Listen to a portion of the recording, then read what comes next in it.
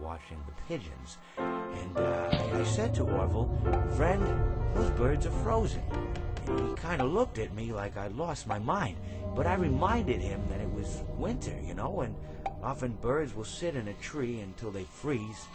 Then they sort of fall to the ground until the sun warms up and they can, move around again.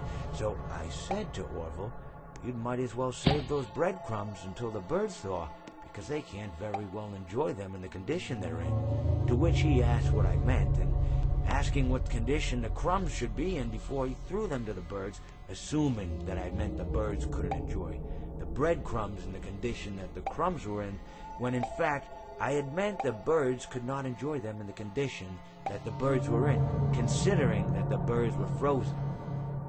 So he took a moment and then threw his last handful onto the ground. I said to him, "Orville, why did you throw the breadcrumbs to the birds when I just told you they're frozen?" To which he responded, "The breadcrumbs are not frozen." Again, misunderstanding my words. I didn't mean to say that the breadcrumbs were frozen when I said I told you they're frozen. I'd been referring to the birds.